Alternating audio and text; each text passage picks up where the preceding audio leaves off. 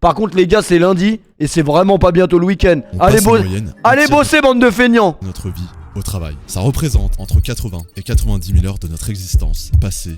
Moi j'aime trop les vidéos comme ça, regardez les commentaires. Pour moi le travail c'est un peu comme... Wow. Pour moi le travail c'est un peu comme si j'étais mort pendant 8 heures chaque jour. C'est 8 heures où il ne se passe rien, juste le néant. C'est ni douloureux ni pénible, mais c'est surtout extrêmement chiant et sans intérêt. Une immense perte de temps. Savez-vous d'où vient le mot travail? Au Moyen-Âge, c'était un instrument de torture. On appelait cet instrument tripalio. Ouais, vas-y, ça y est, lui aussi. Bon, allez, À bosser. On nous répète depuis l'école, travaille dur, décroche un diplôme et tu auras une belle vie. Le travail devait être le chemin par la stabilité, la reconnaissance, le bonheur. Mais en 2025, le constat est tout autre. Sur TikTok, la tendance I hate my job apparaît, où des millions de jeunes, comme des plus âgés, racontent leurs désillusions du monde professionnel. Les hashtags quiet quitting ou I don't dream of labor cumulent des centaines de millions de vues. Ces vidéos sont les cris d'une société qui souffre et qui est à bout. à l'usine préparateur de commandes, tu parles à une commande vocale la nuit, je dormais, je l'entendais dans ma tête. Ouais, ça c'est réel, ça, les témoignages de gens qui font ce boulot, ils disent tous ça. Ça c'est terrible. Par la manière dont évolue le monde du travail. Le livreur Deliveroo qui pédale sous la pluie pour quelques euros et qui ne sait pas s'il pourra payer son loyer. L'infirmière qui termine une garde de 12 heures, épuisée, et qui s'effondre en larmes dans sa voiture avant de rentrer chez elle. Le banquier d'affaires qui affiche un costume impeccable, mais qui travaille 90 heures par semaine et ne voit plus ses enfants grandir. 3 vies complètement différentes, 3 milieux sociaux aux antipodes. Et pourtant, le même cri intérieur. C'est ça le grand paradoxe de notre époque. Jamais nous n'avons eu autant de confort matériel, de technologie pour nous faciliter la vie, et pourtant, jamais nous n'avons semblé aussi malheureux au travail. Les chiffres parlent d'eux-mêmes. En France, près d'un actif sur 2 se dit en détresse psychologique liée à son emploi. J'ai donc analysé ce phénomène qui prend de plus en plus d'ampleur. Et voilà ce que j'ai découvert. Qui sont les auteurs de cette situation épouvantable? Le mythe du travail épanouissant. Pendant des décennies, le travail était une promesse de stabilité. Mais ça c'est pareil, on nous dit depuis qu'on est petit, oui faites un boulot qui va vous plaire. Oui mais le problème c'est que c'est quoi le problème? Le vrai problème c'est que jusqu'au lycée on sait pas ce qu'on veut faire de notre vie. Et puis là on débarque, oui bah après votre bac va falloir choisir là. Je dis mais quoi déjà? Mais j'ai que 17 ans, comment je peux savoir ce que je vais faire pendant les 40 prochaines années? Tu te démerdes, va voir un conseillère d'orientation. Un conseillère d'orientation elle te raconte rien d'intéressant. Et tu sais pas, donc tu prends un choix par défaut, et après, tu sais pas ce que tu vas faire. Et ça c'est terrible. Ascension sociale, de respectabilité. Dans la France des années 60, qui connaissait un boom économique, on pouvait... Mais non mais c'est intéressant. Ou dans une administration dès l'âge de 16 ans. Se sentir faire partie d'une grande famille et en sortir 40 ans plus tard avec une retraite décente. Nos grands-parents disaient fièrement: j'ai donné toute ma vie à cette boîte. Parce qu'en retour, ils avaient la sécurité de l'emploi, la capacité d'acquérir un logement, la possibilité de subvenir aux Mais besoins les mentalités de nos parents et tout, nous on l'a beaucoup moins. Soit parce qu'on est des putains de branleurs, c'est sûrement ça. Mais tu vois, genre nos parents, et ben en fait pour eux c'est... Tu dois travailler genre. Même si t'as la possibilité peut-être d'arrêter de travailler, bah non, tu vas quand même travailler en fait. Mais c'est parce qu'en fait ils ont fait ça toute leur vie. Donc en fait c'est juste normal. Et limite le jour où ça s'arrête, bah ils ont un manque. Nous, si tu commences à goûter aux arrêts maladie, je tairai le nom, mais leur famille et si tu permettre commences à à goûter leurs aux arrêts enfants maladie, de c'est s'éduquer terminé. pour s'élever socialement. Et à partir des années 80-90, tout a changé. La mondialisation, la financiarisation de l'économie, les délocalisations ont fragilisé cette équation. Le travail ne devait plus seulement nourrir, il devait épanouir. On a vu fleurir des slogans comme « Do what you love », relayés massivement par la culture start-up et LinkedIn au début des années 2000. Pour le coup, l'idée était simple. Un métier devait être une passion, une vocation, voire une mission. Putain, la vidéo elle a l'air intelligente. Belle maxime, cela reste un piège selon la sociologue Miya Tokumitsu, qui a très bien analysé le phénomène. Do what you love est l'idéologie parfaite pour pousser les gens à travailler plus, tout en se sentant coupables de ne pas aimer assez leur travail. La vérité, c'est que la plupart des emplois ne sont pas des vocations. Beaucoup découvrent l'exact opposé. Des emplois vides de sens. C'est exactement ce qu'a décrit Mais même toi tu kiffes ce que tu fais, mais demain si tu peux arrêter, t'arrêtes. Mais non, moi c'est différent parce qu'en fait j'ai pas le sentiment de travailler quand je lance un stream. C'est pas la même chose. Avec son Que le mec qui se lève le matin et qui se tape les bouchons à 7h du matin et qui rentre chez lui à 17h et qui se retape les bouchons, il a le sentiment de se faire reculer en allant au travail. C'est différent. Ces jobs où l'on passe ses journées à Manquerait plus que ça. PowerPoint à écrire des rapports que personne ne lit, à assister à des réunions... Merci Curtis qui pour le débouchent resub. rien, des métiers qui n'apportent rien à l'économie réelle, ni même à celles et ceux qui l'exercent. Voilà la grande désillusion. On nous avait promis... Après, il y a des gens qui aiment tellement leur travail, pour le coup, qu'ils ont pas non plus le sentiment d'aller Le marché du travail est travailler. devenu pour beaucoup un immense théâtre d'occupation absurde. Des journées entières à brasser du vent, sans avoir le sentiment de créer quelque chose qui compte vraiment. Voilà pourquoi le travail épanouissant reste un mythe, car il n'a probablement jamais existé. Nos grands-parents travaillaient par nécessité. Leur rapport au travail était différent. À cette époque, le travail était le premier facteur sociologique qui définissait la réussite d'un individu et sa contribution visible à la société. Et cela suffisait à donner une forme de Je satisfaction. suis dealer, je Sauf suis qu'aujourd'hui, dealer. Notre rapport au travail Il galoche son micro sur la vidéo, j'avoue, il est un peu près. a complètement changé. Bien sûr, on sait qu'il reste indispensable parce qu'il permet de vivre, mais aussi de s'insérer dans la société. Mais cette nécessité n'empêche plus de voir les choses en face. Les conditions de travail se dégradent. Le P, t'aurais sens- fait quoi si t'étais pas streamer? Mais ça, c'est des questions d'enculé. T'aurais fait quoi si ton daron c'était un putain de Qatari? Je sais pas, frérot. disparaît. Je préfère pas- Et tout en fait, cela je préfère pas génère penser à ça. un mal-être grandissant. Proxénète. Imaginez, vous arrivez au bureau le matin, vous ouvrez votre ordinateur. Et la Ah bon, mon première daron, il chose aurait pu qu'on être vous Qatari, demande, quand même. c'est de remplir un énième tableau Excel qui finira on ne sait où. Et surtout, il va falloir le faire avant midi. À 10h, réunion. 1 heure entière à écouter des présentations qui ne débouchent sur aucune décision. On ressort avec plus de questions en tête qu'en y entrant. À 12h, c'est la pause déjeuner. Enfin, vous allez pouvoir respirer. Malheureusement, vous êtes entouré par vos collègues qui ne font que parler boulot, boulot, boulot.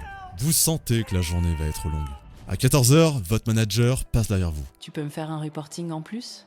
Je suis passé à ton bureau à 9h, je t'ai pas vu, t'étais en pause. Est-ce que tu peux me renvoyer le fichier Oh putain, ça fout le cafard. Excel que tu m'as envoyé il y a Ça 2 fout le mois? cafard. J'en ai besoin tout de suite. C'est ça, le quotidien de millions de salariés. Des tâches absurdes, une hiérarchie étouffante, un micromanagement constant, un contrôle des moindres faits et gestes, et cette impression que quoi qu'on fasse, ça ne sera jamais à Bon, la après, il y a pire qu'être dans les bureaux, je pense. Merci Marlon pour le resub. Une fois par an, vient le fameux entretien annuel. Et c'est toujours la même scène. Tu fais du bon travail, tu es un élément clé de l'équipe. Mais cette année, nous n'avons pas de budget. En clair, tu peux t'asseoir sur ton augmentation. On te fait comprendre. Vous savez, une entreprise c'est comme une montgolfière et parfois il faut Ni lâcher du S. considération pour toi, ni pour ton travail. Alors on comprend vite que le seul moyen d'être valorisé, Merci Mersco, merci c'est Dog partir Football. ailleurs, changer de boîte. C'est ce qu'on appelle le job hopping. Le job hopping, c'est le fait d'utiliser les changements de job comme un accélérateur de carrière. Par contre, le télétravail a donné du souffle un peu à beaucoup de monde, j'ai C'est l'impression. fou, mais c'est devenu la règle. Ce sont donc ceux avec qui nous n'avons jamais travaillé qui savent reconnaître notre valeur. Mais là encore, c'est une illusion, car en changeant, on ne fait que rejouer la même partie. Quelques années d'efforts, quelques promesses d'évolution, et à la fin, la même déception.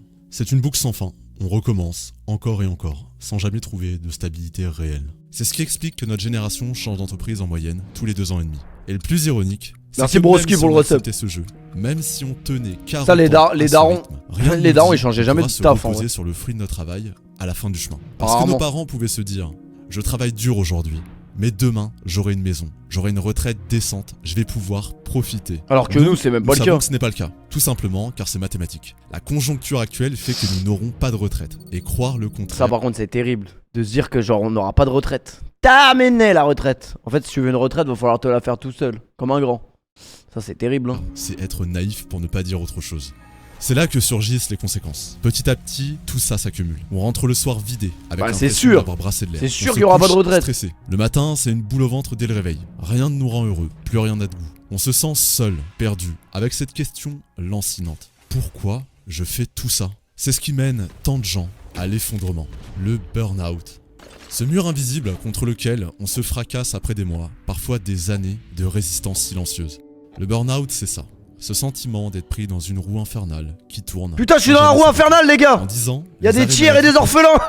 Je suis en plein dedans les gars. C'est celle-là, c'est la roue du burn-out. souffrance mentale ont bondi. Je suis de dedans, les gars. 50%. Et le phénomène est mondial. L'OMS parle aujourd'hui d'une épidémie de troubles liés au travail. Le travail. Enfin bon, le dernier mec que je connais qui travaillait à l'OMS, les gars, c'était Jean-Claude Roman. Et finalement, il a jamais bossé à l'OMS. Ça, c'est quand même historique. Pendant 20 ans, tout le monde croyait qu'il bossait à l'OMS. Qu'est-ce qu'il fait? Il fume toute sa famille, il fume ses parents. Et là, ils vont à l'OMS et ils disent: il bossait où, Jean-Claude Roman? Connais pas. Je dis: mais si, il a bossé là pendant 20 ans. Non, connais pas. Et en vrai de vrai, il était toujours inscrit à la fac alors qu'il avait 35 ans. J'adore ce cuir. Ça, c'est une histoire de fou, frérot. Mais bon, vous le connaissez parce qu'on l'a déjà vu 7 fois. Mais c'est toujours bon de raconter l'histoire une 8ème fois au cas où peut-être il y a quelqu'un qui connaît pas cette histoire. Qui devait structurer nos vies est en train Ça, c'est quand même le millions. En fait, moi, ce qui m'intrigue de fou dans cette histoire, c'est de me dire que pendant 15 ans, déjà, il s'est pas fait démasquer, c'est une dinguerie. Et de deux, pendant 15 ans, il se levait le matin et il faisait semblant d'aller au travail. Mais qu'est-ce qu'il a fait pendant... Vous vous rendez compte de ce que c'est 15 ans 15 ans où tu mens tous les jours. Qu'est-ce qu'il faisait en fait? C'est un truc de ouf. Et en fait, il prenait sa voiture et il attendait. Il attendait que la journée elle passe. Sauf peut-être. Et puis il faisait des grandes dingueries, je sais pas, il allait sûrement se faire branler la bite au salon de massage. Sûrement aussi. Mais ah ça le fait rire hein, quand on dit branler la bite et massage, Bramax il rigole bien. Celle d'une génération qui a Il y a un film sur sa vie, ouais, avec Daniel Auteuil. Très très bon film. décidé de ne pas se laisser faire. Et non, et en fait, tellement il galérait dans sa voiture, et ben il lisait des livres sur la médecine. Donc techniquement, il n'était pas médecin, mais en fait, il a tellement lu et il s'est tellement documenté qu'il pouvait se prétendre médecin, tu vois. Mais il n'était pas médecin, ouais. Face à cette crise, à ce mal-être au travail, une génération attire toutes les critiques. La Gen Z. On la taxe de Le paresse. pays, il y a une meuf qui faisait des formations pour devenir hôtesse de l'air pendant des années. Elle a fait croire qu'elle était hôtesse chez Air France. Au final, personne ne la connaît chez Air France. Elle a jamais été hôtesse. C'était une fraude qui gagnait sa vie grâce aux formations. Bah ça, dans le monde du travail, il doit y en avoir des cas comme ça, hein, dans tous les domaines, je pense. De fragilité, d'irresponsabilité, de ne pas avoir l'éthique de travail des générations précédentes. Mais est-ce vraiment une absence de conscience professionnelle ou juste de la lucidité? La Gen Z est arrivée sur le marché du travail dans un contexte inédit. Pandémie mondiale, crise économique à répétition, urgence climatique, tension sociale, et surtout c'est la génération qui a connu le télétravail généralisé. Et forcément, ça change tout. Elle refuse des abus que d'autres ont trop longtemps acceptés. Les heures sup non payées, le management toxique, les réunions qui ne mènent à rien, les mails le week-end. C'est dans ce contexte qu'est né le phénomène du quiet quitting. Un concept En popularisé. fait, la génération Zemmour, on se plaint plus. Genre, on a, entre guillemets, plus de couilles de parler. Que nos parents, ils étaient trop carrés, en fait. Mais des fois, être carré, en fait, ça sert à rien. Par TikTok, et qui ne veut pas dire abandonner son travail, mais simplement le faire et rien de plus. C'est aussi une stratégie. Ne pas donner plus que ce que dit le contrat pour garder du temps à investir dans ses propres projets. La Gen Z, pourquoi vous êtes autant à la minute près quand il s'agit de partir du taf? Bah, je sais pas, tu me payes plus si je reste 2 minutes de plus? Non, donc pourquoi je resterai? Cette Ah merde, je suis pas dans la Gen génération a un Z, goût moi. pour l'indépendance et l'entrepreneuriat. Et c'est loin d'être un comportement de feignant. La Gen Z vient remettre des limites là où elles avaient disparu. Elle a eu le courage que nous n'avons pas toujours eu. Et il faut le dire, si certaines de nos conditions de travail se sont améliorées, c'est notamment grâce à elle. Elle a osé dire non aux abus et elle a forcé les employeurs à changer leur discours. Mais, soyons honnêtes, parfois, elle déconne aussi. Parce qu'on voit émerger une autre tendance, celle d'exiger, dès la sortie d'études, un salaire de 4000, 5000, 8000 euros net par mois. Merci Geeks pour le resub. Ça, par contre, les gens ont un très gros problème avec l'argent. Genre, en fait, à cause des réseaux sociaux, je pense que ça a totalement déformé la valeur de l'argent pour les plus jeunes. Genre, et même les meufs, hein. Quand les meufs, elles disent oui, moi je veux un mec qui gagne 5000 euros par mois et tout. Tu sais ce que c'est, 5000 euros par mois? Est-ce que tu sais ce que c'est? 2000 et 4000 euros. Alors moi je fais de l'hôtellerie de luxe et je vise plus de 5000 net en BUTTC. Plus tard, je sais pas, 10 000. Là, je suis en BTSNCO du coup. Franchement, j'aimerais bien avoir au moins 5000 euros par mois. C'est quand Ouais, c'est pas sûr cela. Soyons clairs. pour Merci, l'écrasante Sam, majorité des Sam étudiants, Leger pour ce le n'est pas resub. ce qui arrivera. Pourquoi? Parce que les diplômes n'ont plus la même valeur qu'avant. Un bac plus 5 aujourd'hui, ce n'est plus exceptionnel. Aujourd'hui, tout le monde a un master et donc de fait, il ne vaut plus rien sur le marché du travail. Mais frère, on a raison de pas vouloir se casser le dos pour 1200 euros alors que Michou prend 45 000 euros pour un post Insta. Mais oui, mais vu comme ça, évidemment, mais c'est une anomalie dans le système. Ce que vous voyez sur internet, c'est pas la vraie vie. C'est pas parce que sur internet, il y a l'autre connard, il gagne je sais pas combien en faisant de la. Enfin, c'est pas pour tirer sur Michou, c'est tous les gens en général qui font des trucs sur internet. Ça veut rien dire, genre. C'est un mini pourcentage, ça ne représente pas la société. Tout le monde va dans le supérieur et s'imagine pouvoir. Bah oui, c'est SC, mais oui, donc derrière, évidemment. des exigences. Et va dire, comme je suis diplômé bac plus 5, je vais exiger d'avoir un très haut salaire parce que j'ai fait 5 ans d'études. Ce qui fait vraiment la différence, ce n'est pas seulement le diplôme, mais l'école dont il est issu. Être diplômé d'HEC ou de l'ESSEC, ce n'est pas la même chose qu'être diplômé d'une école de commerce moins reconnue. Être diplômé d'Assas ou de la Sorbonne en droit, ce n'est pas la même chose. Après, si qu'être tu commences à réfléchir comme ça, tu fais plus rien, hein, parce que évidemment, si tu commences à regarder la première, j'ai vu ça il y a pas longtemps, là, un malheureux hasard, parce que je m'informe, je m'intéresse sur internet, j'apprends des choses sur la vie, quoi. Que la première meuf de Mime là, elle gagnait 200 millions de dollars par an, je crois, avec Mime. C'est historique, mais c'est un bug dans la matrice. D'une université de province. Et c'est une réalité dure. Putain, vous êtes bien renseigné, vous connaissez les blazes et tout. Ne valorise pas Bande de tous les gros diplômes dégueulasses. de la même manière. Alors oui, sur cet aspect, la Gen Z exagère. Elle surestime très largement ses attentes salariales et va se confronter à d'énormes désillusions lorsqu'elle décrochera son premier emploi. Mais en dépit de cela, Ayant il faut perdu être mon honnête, emploi, cette génération a énormément apporté. Parce qu'elle est lucide, parce qu'elle ose dire non, là où nous avons trop longtemps dit oui. Et c'est là que l'échange entre générations devient précieux. Notre rôle, c'est de lui rappeler la réalité du monde du travail, ses contraintes, ses règles du jeu. Voilà, Le j'ai sien, croisé un mec comme ça une fois dans un concessionnaire, le bâtard, il était venu acheter une Corvette et je lui dis ouais, tu fais quoi dans la vie et tout, et il me dit je suis manager OnlyFans. Bon, en gros, c'est un proxénète quoi. C'est juste un putain de proxénète, les gars. Et en fait, il prend des pourcentages sur les OnlyFans des meufs quoi. c'est de nous montrer que certaines situations Le métier, il est je sais pas si c'est légal, mais il est historique. ne sont pas Il est- tolérables. il et est qu'il n'y a historique. aucune raison. Bon alors, tu vas me montrer le contenu du jour, s'il te plaît. Tu me montres le contenu du jour et je prends mon pourcentage dessus. Continuer à les accepter. Donc tu insinues que les meufs d'OnlyFans sont des prostituées. Prostituée, je Le sais Covid pas a- si c'est le terme. Prostituée, c'est le plus vieux métier du monde, à ce qui paraît, prostituée. Prostituée. Prostituée, c'est le concept de donner son corps contre de l'argent. Donc techniquement, sur OnlyFans, tu donnes pas vraiment ton corps physiquement, mais tu le donnes quand même un peu. Donc je sais pas si c'est vraiment la même C'est une chose. période difficile pour C'est la beaucoup même de chose. personnes. Mais il a aussi eu ses bons côtés. Le principal a été le télétravail. Pour beaucoup, Les gars, ça a le été Covid, il nous a baisé, surtout dans la chronologie du temps. En fait, le temps, on n'a vraiment plus le temps depuis ce putain de truc. Ça nous a baisé, ça. une Déjà, le révélation. temps, il Plus de passait trajets vite, mais ça nous a interminables dans tués. les transports, plus de pertes de temps inutiles, chaque minute est exploitée intelligemment. Un vrai bonheur pour beaucoup de salariés. Et paradoxalement, on a constaté une productivité. Il a plus de buzz, le en télétravail. hausse. Ah L'INSEE ouais l'a Moi, j'ai confirmé. l'impression En que ça a toujours du 2021, buzz. hein. Les télétravailleurs étaient plus efficaces que leurs collègues au bureau. Et c'est une tendance qui se poursuit sur les années suivantes. Pour la première fois, on a pris conscience qu'un véritable équilibre était possible. C'est ce qui a convaincu la société qu'il était possible de travailler et créer de la valeur société, tout en gagnant elle a que plus des de problèmes. liberté. Mais cet équilibre n'est pas venu sans contrepartie, puisque beaucoup ont découvert l'envers du décor. Les frontières entre vie professionnelle et vie personnelle brouillées, les mails qui arrivent à 23h, cette pression absurde d'être constamment en ligne sur Teams, on se retrouvait à simuler une présence alors même qu'on avait déjà terminé toutes les tâches qu'on avait à faire. En réalité, on bossait souvent plus qu'avant. Mais d'une En France, manière on veut bannir le télétravail, mais qui ont Parce que là, c'est trop ancré dans la société pour que ça s'arrête comme ça, je pense. différente, invisible, isolée et sous pression permanente. Moi, Mal- j'ai vu ça au fil des années, c'est trop stylé le télétravail. Tu parles avec une meuf, il dit ouais, tu travailles demain? Ouais, mais on peut se voir, je suis en télétravail. Yes! Historique le télétravail. Non mais t'inquiète, on peut se voir, je suis en télétravail demain. Merci Ethan pour le resub.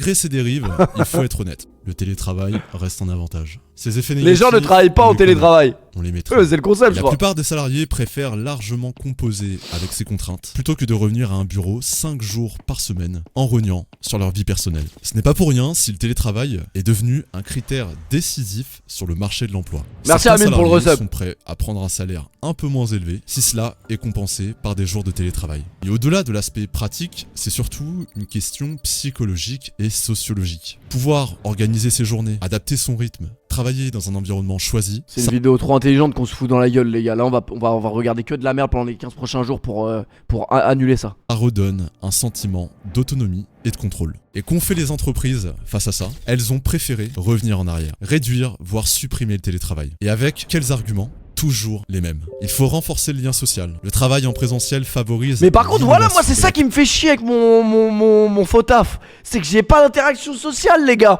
Moi, j'aimerais bien avoir une collègue le matin et tout. Elle me sert le café, ou je lui sers le café. Des interactions comme ça. Non? Vous vendez ces interactions-là, les gars, pour pas bosser ou pas? Mais si, parce que tu rencontres des gens et tout. Arrêtez. Moi, je peux rien rencontrer, frère. La dernière fois que je voulais rencontrer, c'était sur Hinge. Je me suis fait bannir pour usurpation d'identité alors que c'était moi. C'est dégueulasse. C'est dégueulasse, les gars. Mais non, mais sors dans la rue. C'est pas aussi facile que vous croyez. C'est pareil, l'autre quand même demande des chaussettes l'autre fois. L'autre, y a un mec qui était sur le dossier. Je l'ai bien baisé d'ailleurs. Le mec, il était sur le dossier et la meuf, elle était avec lui. Et elle me dit, ouais, t'as pas des chaussettes. Je dis, si, j'ai des chaussettes, mais tu t'appelles comment? Et là, je commence à parler et tout. Et le mec, il me dit, ouais, je te connais et tout. T'es un mec de Twitch et tout, machin. Je dis, ouais, ouais. Et il me dit quoi? Il dit, ouais, mais tu dérègles le marché là. Je lui dis, qu'est-ce que tu me racontes? Toi, t'as 2 bras, 2 jambes, mon gars. On est sur le même marché, t'as pas compris? Créativité. Le discours Que je dérègle le marché. Ah, genre, parce que. Ah, ok. Ah, non, c'est certainement pas comme ça. Bah, je suis parti avec les chaussettes et j'ai tout pris. corporate habituel, bref. sans fondement réel. Bon, mais tu te qui calmes masque là, une vous vous peur calmez simple, là. celle de perdre le contrôle sur les salariés. Le message envoyé est clair. Mais ouais, par contre, je l'ai bien baisé. D'ailleurs, s'il voit ce stream, je suis désolé. Parce que la meuf, elle m'a dit que apparemment le mec, il lui a parlé toute la soirée et que il était sur le point de la ramener chez elle. Historique. Fallait avoir des chaussettes, mon gars. Toujours avoir des chaussettes dans le coffre. Trouvez un système qui fonctionne, qui vous rend plus productif et plus heureux, mais on va vous l'enlever. Forcément, les salariés Ah, je l'ai ressentent bien comme rasé. une attaque, comme un manque de confiance. Presque comme si l'entreprise disait « On ne croit pas que vous travaillez vraiment si on ne vous a pas sous les yeux. » Et surtout, ça n'a... T'habiteras en France, ce serait plus simple. Oui, pour rencontrer des gens, c'est mieux en France. Mais ça reste quand même le même problème. Hein. Tu rencontres pas énormément de personnes non plus. Parce que, en fait, moi, avec le temps, j'ai encore plus envie de rencontrer des gens qui ne savent vraiment pas même ce que je fais et tout. Parce que c'est ça, en fait, que je cherche. Et malheureusement, c'est un peu compliqué. aucun sens. Parce La que ça finit toujours par se savoir. productivité était en hausse, C'est ça le problème. l'engagement était plus fort, les salariés plus heureux. Qu'est-ce qui dans l'équation posait problème? Le plus ironique dans tout ça, c'est que beaucoup d'entreprises ont elles-mêmes adapté leur immobilier après le Covid. Certaines ont revendu une partie de leur bureau, d'autres ont basculé vers des espaces Et ça, ce soir, plus petits. ça va Revenir savoir. en arrière impose donc un effort supplémentaire pour elles. Ça n'a aucune logique économique. Et au fond, ce n'est pas une surprise. On a raté la bulle internet, on est en train de prendre du retard sur l'IA, et maintenant, on gâche peut-être une révolution silencieuse, celle du Pourquoi travail. tu déménages pas au Québec? Le problème du Québec, c'est qu'on se gèle les couilles, en fait. C'est quand même un très gros problème. On pourrait penser, et c'est assez légitime, qu'avoir un salaire élevé suffit à rendre supportable n'importe quel travail. Parce qu'en France, le salaire médian c'est environ 2100 € net par mois. Et seulement 10% des Français gagnent plus de 3700 € net mensuels. Forcément, quand on entend parler de métiers qui payent 8-10 000 € par mois, on se dit, avec un tel salaire, je supporterai tout. Eh bien, laisse-moi te parler de ça, parce que c'est quelque chose que je vis au quotidien. Comme beaucoup de personnes, j'ai fait un pari. Celui de faire des études supérieures, de travailler dur pour intégrer les meilleurs parcours, d'accepter de sacrifier une partie de ma jeunesse en me disant qu'ensuite, j'aurai la belle vie. Pendant des années, j'ai mis ma vie entre parenthèses. Moins de sorties, moins de loisirs, mais je me répétais toujours la même chose. Ça paiera demain. Résultat, j'ai fini dans le conseil en stratégie. Si ce métier ne te parle pas, pour résumer simplement, c'est un métier qui consiste à conseiller les PDG des plus grosses entreprises du monde sur leurs décisions les plus importantes. Comment se développer sur un autre continent, comment se transformer ou rester compétitif Le métier de face à fou. leurs concurrents, etc. Pour que tu visualises, pense à des cabinets comme McKinsey dont on a beaucoup entendu parler. Grosso modo, c'est ça. Ce qu'il faut savoir, c'est que les cabinets de conseil avec la finance d'entreprise et la finance de marché sont les métiers les plus convoités par les étudiants de grandes écoles de commerce et d'ingénieurs. Car ce sont des métiers qui permettent de très bien gagner sa vie dès la sortie d'études. Forcément, ça fait écho quand t'as un prêt étudiant à 50 000, 60 tu 000, pars. 70 Non, 000 arrête. € à rembourser. Mais maintenant que je sais que j'ai un prêt de 80 000 €, ma vision des choses elle a un peu changé. Est-ce que je privilégie ce que j'ai envie de faire ou est-ce que je privilégie... Nique pas mes pneus thaïlandais là. C'est mon prêt. En réalité, l'argent n'est pas le seul facteur. Dans les grandes écoles, le conseil en stratégie et la finance sont vus comme l'élite, comme le prestige. Et en conséquence, les profs te poussent à faire ces métiers-là, quand bien même, de base, c'est pas ce que tu voulais faire. De base, je voulais être footballeuse professionnelle. Et maintenant, je sais pas trop vers où j'ai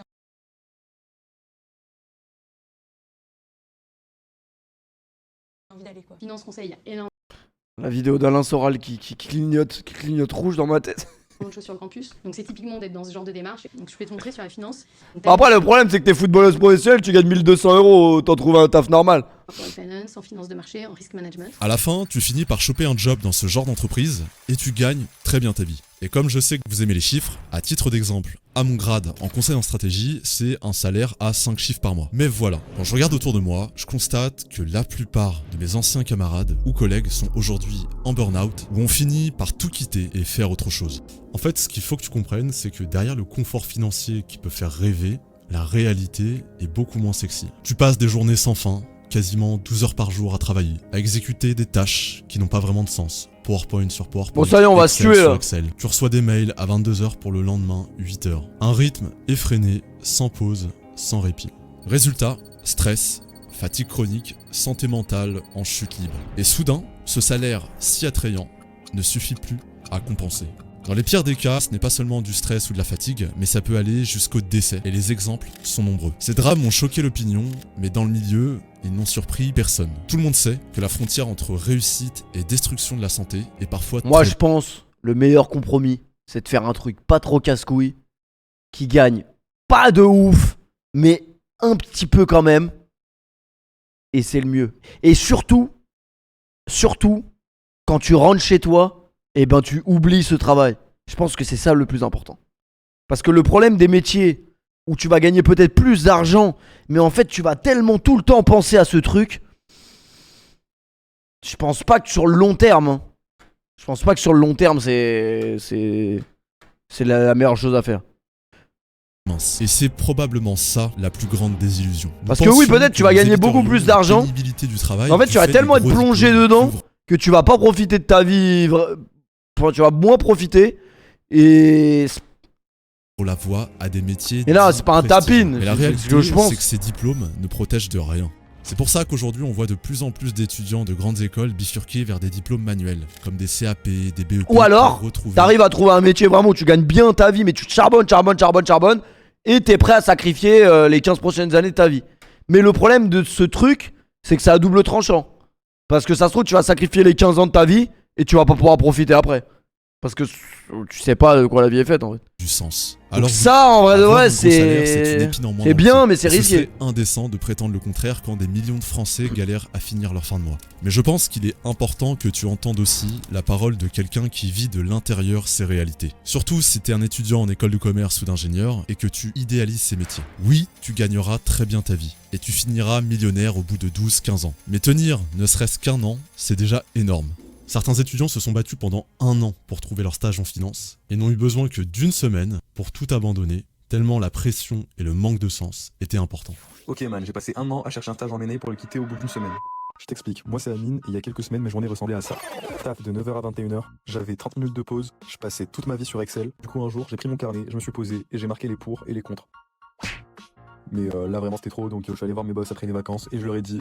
C'est ciao. En réalité, les diplômes créent des frontières sociales. Ils séparent ceux qui accèdent aux métiers qualifiés et ceux avec des métiers moins qualifiés, voire manuels. Mais une fois à l'intérieur, la désillusion est la même. Voilà pourquoi je ne pense pas qu'un gros salaire suffise à contrebalancer le mal-être mental dans lequel beaucoup de salariés se trouvent. Car si l'argent aide à vivre, il ne suffit jamais à donner un sens à ce qu'on fait. Il est en tapine lui aussi. Il a raison. Face au mal-être salarial, beaucoup se disent « Le salariat, c'est pas pour moi. Je vais créer ma boîte. » Et c'est vrai que les chiffres explosent. Jamais nous n'avions vu autant de gens tester l'aventure entrepreneuriale. Tout simplement parce qu'Internet a ouvert un boulevard. N'importe qui peut lancer un business depuis sa chambre, devenir freelance, ouvrir une boutique en ligne, créer une chaîne YouTube, un compte TikTok, une agence digitale, etc.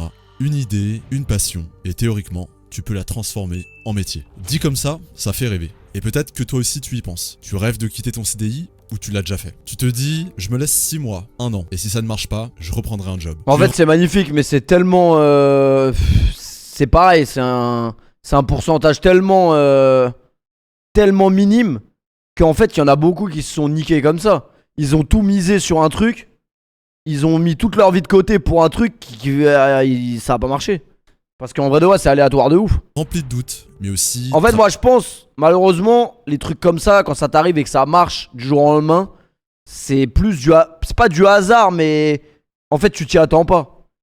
Par exemple les mecs qui aujourd'hui commencent les réseaux et tout, genre Twitch, YouTube et tout, pourquoi c'est chaud? Parce que en fait ils se disent ouais, il y a de l'argent, je vais gagner de l'argent. Mais les gars, si vraiment vous regardiez le classement des gens qui gagnent vraiment, là on parle vraiment d'argent.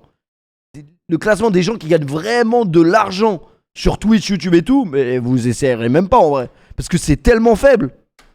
C'est tellement une partie mineure de ouf que c'est chaud. Conviction. Tu sens qu'Internet t'offre une opportunité unique et tu n'as pas envie de passer à côté. Alors je te le confirme, Internet permet de prendre son envol puisque ça a été mon cas, mais j'ai suffisamment parlé de moi. L'entrepreneuriat, c'est la liberté de ne plus recevoir d'ordre, de ne plus attendre une validation pour chaque idée. La liberté d'organiser tes journées comme tu l'entends, de travailler le matin, la nuit, ou depuis l'autre bout du monde, si tu en as envie. C'est aussi la fierté de construire quelque chose qui t'appartient vraiment. Quelque chose qui vient faire le pont entre ta vie professionnelle... Ouais, c'est quand qu'il dit d'aller tout baiser au casino, là. Parler de la désillusion. Allez, parce que là. ce qu'on voit partout, ce sont les success stories. Ces mecs partis de... À vous écouter, personne prend de l'oseille. Mais si, il y a des gens qui prennent de l'argent. Mais c'est tellement peu. Genre, crois-moi sur Twitch, il y a que les grosses têtes qui prennent vraiment de l'argent. Tout le reste, c'est des mecs qui...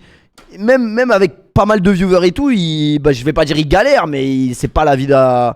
C'est pas la vie d'un loca. À partir d'une idée et de peu de moyens. Et qui sont Et surtout, faut être prêt à t'afficher, entre guillemets, pour... en fait, ça peut ne pas valoir le coup.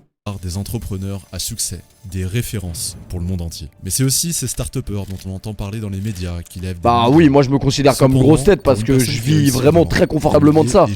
Mais je sais que c'est vraiment pas le cas de tout le monde. Et derrière ces chiffres, il y a des vies, des dettes accumulées, des insomnies, des angoisses quotidiennes. Et puis, il y a la question centrale, le revenu. Quand on se lance, il est souvent très difficile de recréer le même salaire que celui qu'on avait en tant que salarié. Parfois même, on n'y arrivera jamais. Oui, après, si t'arrives à gagner un peu d'argent en faisant un peu de contenu sur internet et tout, que t'as ton taf à côté et tout... Mais en fait, le problème, c'est que généralement, les gens qui commencent à gagner de l'argent sur internet, après, ils plaquent leur travail. Parce que ça demande quand même un peu de temps. Et ils se mettent à fond là-dedans, tu vois, mais ça veut pas dire que ça va... Ça veut pas dire que ça va durer. Ce sont des exceptions. La norme, c'est plutôt de galérer plusieurs années avant d'atteindre un revenu stable. Car la réussite n'est pas liée au génie de la personne. Et puis c'est tellement... C'est tellement aléatoire que... L'indépendance, c'est aussi et surtout du stress permanent. Et quand ça marche, eh bien, tu te rappelles que t'es en France. En France, après impôts et cotisations, il te reste parfois moins de la moitié de ce que tu génères. C'est frustrant, car l'entrepreneuriat, c'est 7 jours sur 7. Tu auras l'esprit occupé par ton business absolument tout le temps. Le répit n'existe pas. Et si c'est pour ne pas parvenir à en vivre, la solution devient vite le poison. Alors oui, l'entrepreneuriat peut être une super alternative. Il peut redonner du sens et il peut offrir une vraie liberté. Mais ce n'est pas l'Eldorado qu'on nous vend dans les podcasts ou dans les vidéos de développement personnel. C'est avant tout une question de personnalité et surtout, c'est un pari à faire. Et puis maintenant, en fait, tu vois tellement de conneries sur internet que les gens, ils peuvent croire tout ce qu'ils voient. Du bonheur, mais juste une autre route. Que certains les enculés qui font des podcasts comme ça, là, si tu prends à la lettre toutes les conneries qu'ils racontent, t'es pas... Bah, c'est sûr, tu vas plus aller bosser.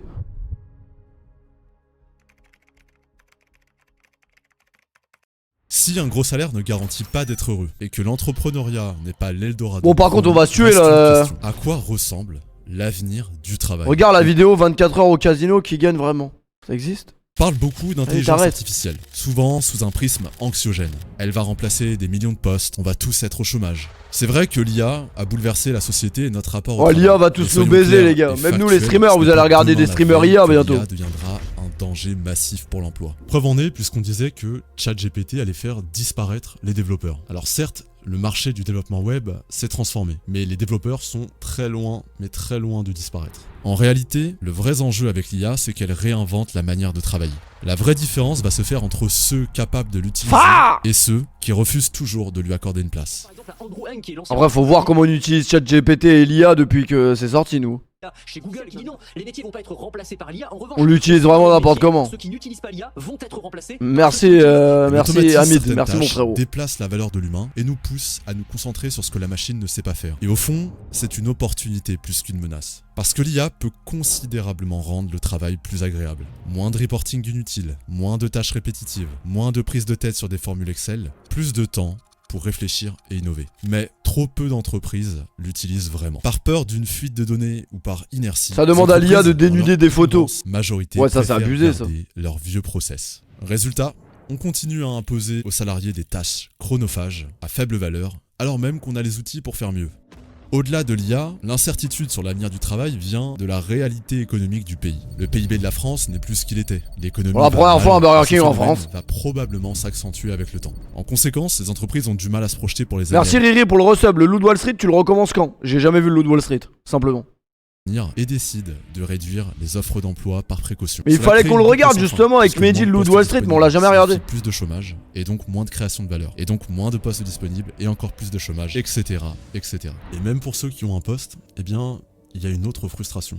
La stagnation des salaires. Depuis plusieurs années, les hausses de salaire ne suivent pas l'inflation. Résultat... Bon les gars, en fait la moralité de l'histoire c'est... Allez pas bosser. Et venez on bosse pas non?